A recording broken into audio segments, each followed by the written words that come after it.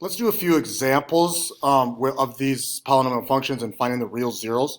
First things first, let's find out the max number of real zeros. Now remember, this has to do with your highest degree. Right here, the highest degree is 3. So the max number of real zeros that you can actually have on this function is 3. All right, just because the highest exponent is 3. Now let's find the possible rational roots. Now these are possibles. These are not the actual rational roots. These are the possible rational roots. The possible rational roots is going to be plus or minus p over plus or minus q. All right, what is p? P is your constant. So in this case, it's 2. So I'm going to say plus or minus 2 and all the factors of it. So the factors of plus or minus 2 are, that happened. Do that again. The factors of plus or minus 2 are plus or minus 1 and plus or minus 2. Then it's all the factors of q. Q is your leading coefficient, the number out front of the highest exponent. Again, it is plus or minus 2, so the factors of that are, I don't know why it keeps doing that. Okay, factors of that are going to be the same thing, plus or minus 1 and plus or minus 2. Now let's divide them. So possible rational zeros are plus or minus p divided by plus or minus q. All right, so if I first do 1 divided by 1, that's just going to give me 1, plus or minus 1. 1 divided by 2, so I'm looking at the top and the bottom, I'm looking at plus or minus 1 over plus or minus 1 would give me plus or minus 1. Then let's do plus or minus 1 over plus or minus 2. That's going to give me plus or minus 1/2. Then I would do plus or minus 2 over plus or minus 1. That gives me plus or minus 2. And if I do that again, if I said plus or minus 2 over plus or minus 2 again, that's going to give me a plus or minus 1, so I don't need that to repeat. All right. Okay, now it says let's use synthetic division. Let's use synthetic division testing until one rational zero is found. So if we use that, we will figure out if the remainder is 0. All right, using synthetic division, we'll figure out if one of the zeros is actually a 0 by figuring out if the remainder is 0. One rule of thumb is try to start with the easier numbers. I always try to start with 1 and negative 1. So I'm going to set myself up for failure here first, and I'm going to try negative 1. I'm going to show you that negative 1 does not work. So let's use synthetic division. I take negative 1, I box it off, and I put all the coefficients of the function. Coefficients of the function, I'm looking at the original, are 2. X squared would be 1, and then negative 5, and then 2. Don't forget that you have to put a 0 in a place value if one of the exponents is missing. All right. Remainder bar here. First things first, bring down the first number, which is 2. Negative 1 times 2 is a negative 2. Add those up. 1 plus negative 2 is negative 1. Multiply again. Negative 1 times negative 1 is 1. Add those up is negative 4. Negative 1 times negative 4 is a positive 4. Add those up is 6. In this case, our remainder comes out to be 6. Therefore, it is not one of our rational zeros. Remember, for it to be a rational zero, the remainder needs to come out to be 0. All right, let's do another one. Now let's try 1. All right, I'm going to box off 1. Use all my coefficients. Again, 2, 1, negative 5, and 2. Same coefficients. Equals bar and my remainder bar. Bring down the 2. 2 times 1. 2 times 1 is 2. I'm adding those up. Gives me 3. 1 times 3 is 3. Add those up. Gives me negative 2. And 1 times negative 2 gives me negative 2. And there you go. You got a remainder of 0. So what does that mean? It means that 1 is one of our zeros. All right? Which means that the factor x minus 1 is one of our factors. All right? Let's continue on. So now that we have one of our zeros, the question is, can we finish factoring the entire function? All right. So it says quadratic formula or factoring on the quotient polynomial. So since we already have one of the zeros, which is in this case x minus 1, we know that we can now factor if we drop the exponent down by 1. So I know one of my factors is x minus 1. Don't need that right now, but I am going to use these numbers as my quotient. The highest exponent was to the third power. All right, right here is to the third power. I'm going to drop that down to the second power using these new coefficients.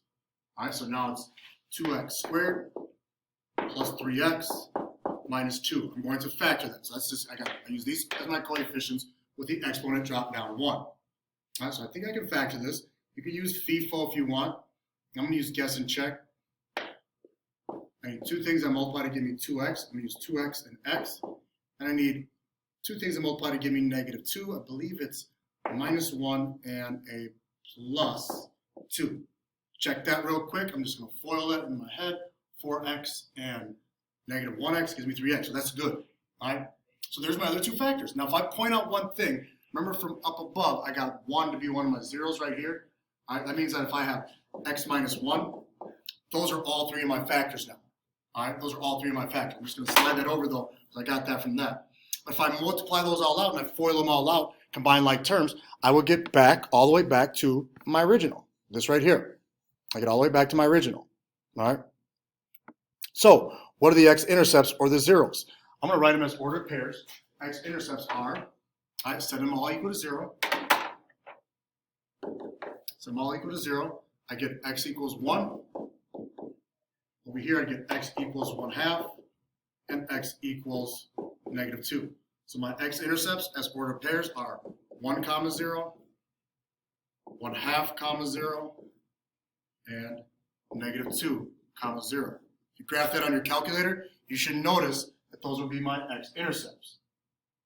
The y-intercept, how do you find the y-intercept? Well, just like old school, set your x equal to 0 and solve. All right, so just plug in x for, or plug in 0 for x into my entire function. Up here usually is your constant term. This would be 0 here.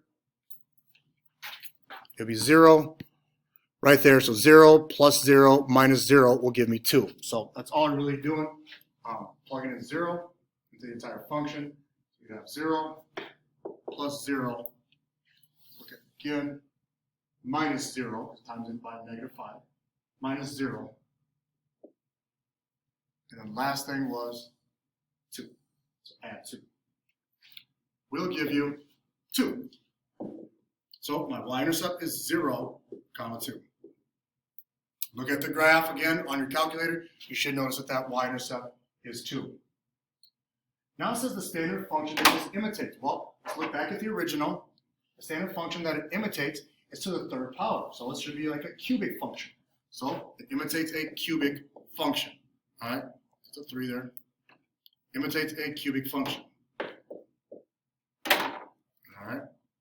Now, if you had to graph something like that, it would look, you guys know it, you've seen it before, it looks something like that. That's a cubic function. All right. In behavior. In behavior, now this has to do with your leading coefficient. I'm going to write down the leading coefficient. It was 2x to the third. 2x to the third.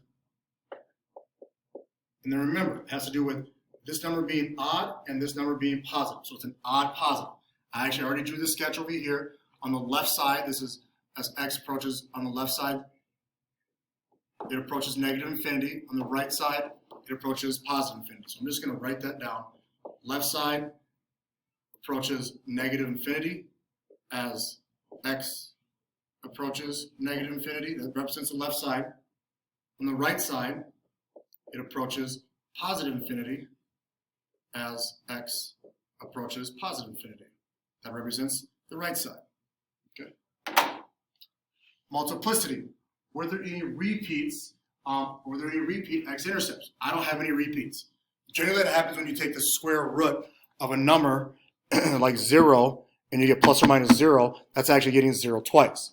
But there were no repeats on this one, so there was no factors with even multiplicity, because I will tell you if there's a bounce back.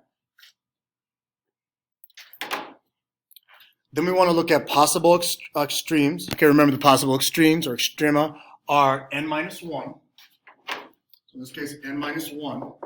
While the high n represents the highest exponent, which is 3, so 3 minus 1 is 2. All right, that represents. So here's what I'm going to switch the smartboard and kind of got erased. What the possible extremes are. How many possible extremes are there? Well, there's one here, a little bit better graph, and one here. So 2. That's a possible extremes. And then extra values. So this is now saying, okay, what extra values would you need? Well, I have a 0 at 1, -2, and 1/2. So I'm going to actually find -1. Oh yeah, f of -1. That's a good one because it's between 0 and -2. All right, so that would be f of -1. It's kind of nice we already found that. All right, so right here, we already found it. The value of -1 is 6. So it allows us another point if you want to put that other ordered pair, -1, 6. It just gives us another point to figure out how it will be graphed. So left 1, then up 6. All right. So if you go look at your graph, I can't get the grid to show up on here, but it should look a lot like this. I have my x-intercepts graphed, x-intercepts. I got my maximum and minimum graphed. Remember, find those values. And then I actually have another point, -1, 6 graphed. All right, go check out those on your calculator.